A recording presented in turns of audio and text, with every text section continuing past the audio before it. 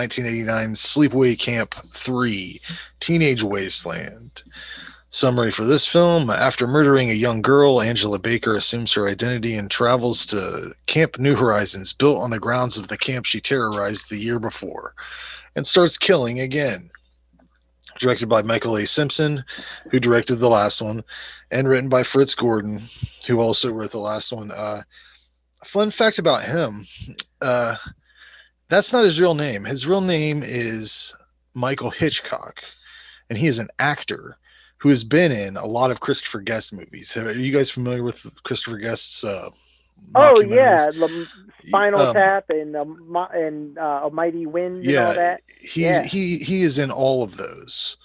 Um, if you look him up, you'll recognize him right away. You'll be like, oh shit, it's that dude. He's from Defiance, Ohio, though, so just a fun little fact because it was just a pseudonym. Fritz Gordon was what he was using to write this. So that's where they got Defiance, Ohio from. Yeah, probably. When they're saying where they're from, I think the one of the girls from Defiance are like, like how do you pull Defiance out of your Oh yeah, Yeah. the redhead. She was from Yeah. Defiance. Yeah. Or no, wait, no, she was from Iowa. Never mind, my fault. Oh yeah, you keep saying Ohio. Yeah. Do you have any information on this, Jason? Tagline: she's back to slash last year's record. I don't know who this is distributed by. Was out Right on now, Scream, yeah. Scream Factory yeah. on Blu-ray, 2015, but it's out of print. So if you find yourself needing to have this for any reason, you're gonna pay up for it. Yeah, big I don't know what time. that reason would be, but completist, I guess. Cast highlights for this film: Pamela Springsteen is back as the bizarro Angela Baker. Michael J.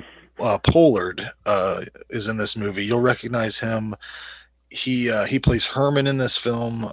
He was in American Gothic, which he's great in that movie, and he was in House of a Scrooged. Thousand Corpses. Oh What's that? yeah. What's He's that? like Scrooged. He was Oh yeah, Herman yeah, and Scrooged as yeah. well. Yeah, he's like Herman in every movie. Yeah, he's Herman.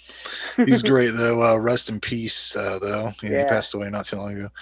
Um, right off the bat, I like the soundtrack choices in this. The way they bring in the title card. We were listening to it a little bit. It's like this heavy metal Yeah, it was song. awesome. It's a great way to kick it off. And immediately, I already enjoy it more than the last one. So it's weird. I did really enjoyed this more than the last one. Um, Michael Pollard and the lady who plays his wife, they're like the owners of this new camp. They're fun characters. I like the way they introduce all the different characters too. I think that's what part of it. I like the characters more in this. They're more fun. There's more Angela, of them. yeah, Angela is also not nearly as annoying in this movie. I think it's because she has to not be her annoying self, which she she's like disguising herself in multiple ways. She's like 3 or 4 levels deep from who she originally was at this point. But regardless, it's not as annoying. So whatever they need to do. I think that the newscaster drug deal scene is pretty fucking funny. Hey, you look a little older than the rest of the kids. Got any coke? What's up? We didn't. I don't think we mentioned it in the last. This is the same exact camp. We didn't mention it though in the last one. There's just this big sign in the mess hall that says camping, and it's just so perfect for the quality level we're talking about here. This movie was shot right after the like immediately after, but it seems more modern for some reason. I don't know if it's because of the hairstyles. There's not as many mullets. The mullet count's a little, reduced. Cool detail is that they made one counselor the father of Sean from part 2, who, if you remember, had his head severed and put inside of a TV for some reason. I liked that. It's Saturday the 14th for some reason. That's just cool, I guess. Just a riff on Friday the 13th, pretty much. Herman, he's the owner of this camp. He's fucking around with this one girl, and I don't understand what she stands to gain from this at all. It's the same way with the first one. That blonde is Mel. like, Yeah. That's true. It's like, Oh, God, yo, Mag. but at least he could do something. Mel could do something. It doesn't even seem like this dude could get her extra hot fries in the lunchroom. But when Angela kills Jan, she says, "Good thing you're dead, because in a couple years your breasts would have been sagging something terrible." I got saggy tits. What's wrong with having saggy tits? They're fine. They're fucking fine. She's just looking for a reason to kill. You'd rather. Yeah. Is there any woman that would rather be dead than? I don't know. It's sort of it's sort of weird that there's one point where this girl has to go pee, and the counselor insists that a guy goes with her into the woods. The buddy system. But what if she had to take a shit? Like, that'd be weird. That'd be weird. That'd be a weird moment for those two friends in the woods. The one thing I didn't like, I thought the last movie did better, was the kills. All the kills seemed really muted and cheaply executed. Like, you didn't really see much, unless I watched a cut that was. Yeah, I was wondering that. I was wondering that myself. Yeah, so I don't know why I wouldn't have had the uncut version on the Scream Factory. But when I was looking at runtimes, I noticed there's an uncut version that's like 10 more minutes, because this is like an hour 20. And so I saw an uncut that had like 10 more minutes on it, but I've never heard anyone talk about it. I've never seen it, and it's not on this disc. So weird. My runtime's an hour 19, hour 20. There has to be some splatter somewhere, like, it didn't seem like there was much of that at all. Yeah, no, and they both said that both of these budgets for 2 and 3 both said $465,000, and there is no way they're on the same budget. Right. There's absolutely no gore, there's no blood or anything in this. So like, they wrote $465,000 into it. They wrote this script while they were making the other one. So this was I'm guessing this is leftover shit. Probably. Well, yeah, exactly. I'm guessing they probably spent more on 2 than what they thought, and then did what they could with the rest of the money to make 3. Yeah. This movie has one of the most racist scenes I've ever seen in a movie. The girl says, I never said I like country, but I'd rather listen to that than a bunch of darkies who can't sing. And then Riff calls her a bitch, and the counselor's like getting on him, like doesn't say anything at all to the girl that's just being completely racist. Yeah. And then she says a line that I will not repeat, and he comes at her he puts a bowl of food in her face, and then the counselor jumps his ass again, and I'm like, you're lucky that bitch didn't get fucking knocked out, because the thing, whatever, I forget the exact line she says, but it is fucking. Well, it kind of happens in like the beginning too, where the black dude tells the other guy to suck his dick or whatever, and they get into a fight. Well, the white dude, the white dude punches him, and all the black dude said was just suck my dick, but he's like separating the two and going after the black dude, because I was like, the other dude swung on him, like, won't you get him and get him out of there? And I mean, don't get me wrong, I love 80s breakdance music as much as anybody else, but if you were forced to listen to this Riff dude's jam box all the fucking time, first thing in the morning, boom, come on, dude, don't do that. I mean, give it a break, but think about how many batteries he must have been lugging around. This thing's took like 6 or 8. I mean, like those are deep. Yeah, big time. But this girl blasts another M-bomb right off into the woods while Angela's taking her out with this weird trust game they were doing. Where does she kill her on the flagpole or whatever? I think she does. Yeah, I think that the cast in general, scenes like whenever they're talking to that one dude, are you in a gang? Like, yeah, I'm in a gang. Like shit like that. I like that. That's good stuff. More of that, less of Angela, I guess. But Angela raps in this movie. Angels are pretty, angels can fly, and here is an angel that can make you die. You've got no style, you've got no flair, all you do is fight and swear. So say your prayers and make amends, 'cause your life story is about to end. It's very, very bad. And then this cop dude, this guy who they build him up, it's this dude's father, anticlimactic death. I've never seen. He like basically just lists off a bunch of different ways that she could kill him. Then she just kills him. He doesn't even seem to try to fucking stop it. But I did like the end of this movie. Angela sets some weird trap. With 3 different cabins. It's like the best kill in the movie. I think it might even show a little something. These things come down and stab. I don't know. Oh yeah, that's right. Yeah. Even though I don't understand why nobody can seem to stop this small to regular size human woman, I enjoy this movie way more than the last one for whatever reason. The kills weren't as good as either of the previous films, but the acting was schlocky in a way that I really enjoy. It's bad. This is a bad in a good way for me. 7 out of 10. So where are you guys at? Good Lord. I'll go. So 80s slasher. It's silly. It doesn't take itself seriously whatsoever. It's filmed back to back with part 2. Like I said, I don't think this had the same budget as 2, but for me, there's not too many good things to say about it. I guess a few of them is Michael J. Pollard. His character is creepy and just makes me feel a little bit uncomfortable, but I kind of like it.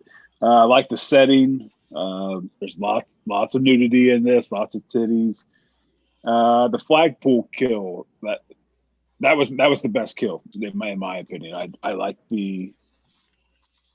I just like that kill. Like I know it's not practical, her pulling her up the flagpole, letting her drop, but good kill. And there's no plot in this whatsoever. It's just kills, and for it just being kills, there's no gore. I think Angela seemed like she was even bored herself in this movie, just like ran. Just I gotta go kill someone. Just kind of just walking around killing everybody. She seemed bored to me, so maybe that's kind of why you might like her a little bit better in this one, because she's not so annoying. Like she's just really just walking around. That's all I needed was a little bit of downplay. She's just more chill in this one. Like she's completely used to killing.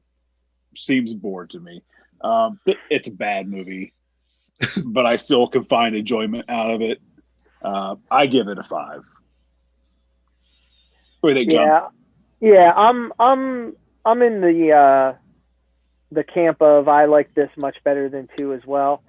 The sheer difference between original Angela and this Angela of part 2, it's such a stark difference. It made me not like her. But now she's had a movie to get under our skin, right? And it's like she can only go up from there, right? She can only go up. So. I like, dude, the garbage truck opening, Angela's back written in graffiti on the wall. Oh yeah, man, come on, that was that awesome. speed metal song. Yeah. Like this was a fun movie. I think that was the most blood too. The blood running down the garbage truck. No, just a few streaks. I think that was it. If there's an uncut version, all that blood was put to use, but it just. For some reason, I don't know. I don't know the way. Like, there has to even be. like the kills. I mean, they're not even like they're on screen, but you don't see it. You don't see anything happen. Do you think they had to I like? just think they were edited. Oh, out. the tents, the tent kill. I like when she drove the tent stakes through his hand and made him cool. stay in place. I like that. Yeah, Do you that think was really that cool. they pared down the violence because there was so much gratuitous nudity in it? Because that seems like they were like maybe bordering on an NC or an X, whatever the rating would have been at that time. Probably. Because there's one scene when there's like all the girls are just not topless. You know, like, am I right? Or am I thinking of the last movie, right? Yeah, Say it definitely again? more in this Like one. there's one scene where they're just like all topless in their one room. Oh, this movie? Yeah. Oh yeah, they were. I know getting their at shirts. least two. The Chinese looking chick and then the whatever the other one, the big. It just chick. seems like they would have had to decide one way or the other which way they were going to go with it, you know, to get. Does that rating. stuff matter if it doesn't have a theatrical release? Like, does it matter? Like, if you're have an X rating or an R rating? it's the ratings see all. You know, they govern it. They govern even on if it's like released through like MGM's home video label. Well, I mean, I guess from the movie maker's perspective, like, are you if it's not getting a theatrical release, like, are you worried about what it's really rated? Well, at this point, it would have got.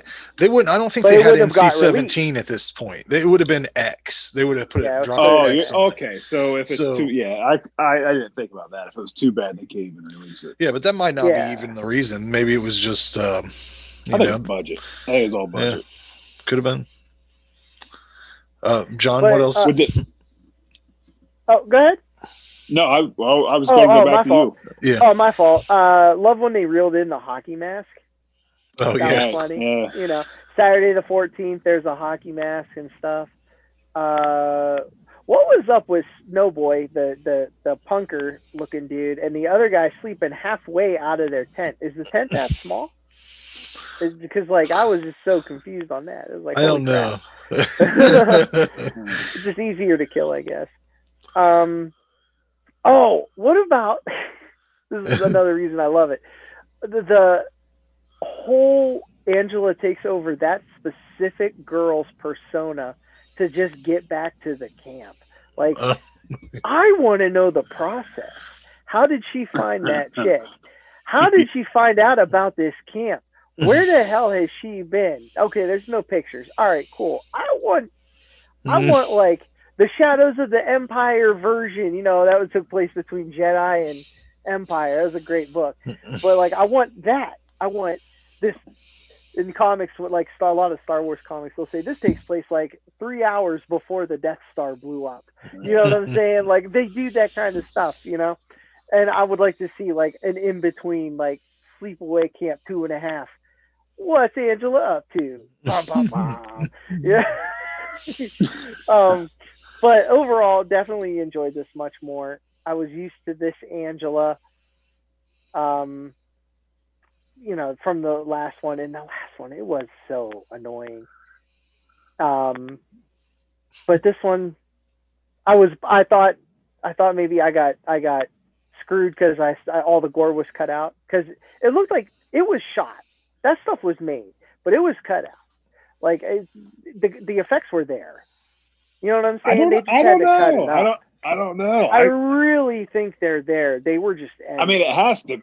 It has to be. If it's 10 minutes longer, right? I mean, it has to. What else is there? Like, right? I almost think walking around. I almost think they had a little bit of budget left, and they were like, let's do another one, guys. We're already here. Yeah, we got the campground for 2 more days. Let's do this. They finished early too. Yeah, they're like, they sent Estevez home. They're like, we can't really afford you anymore. And then they took that money and reinvested it in some blood. They got a bucket of blood or something. I like the whole ambulance scene. That was funny as hell.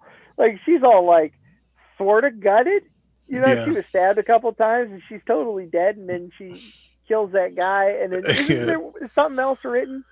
Isn't there something written somewhere at the end? It was like, Oh, I don't know. I I think so.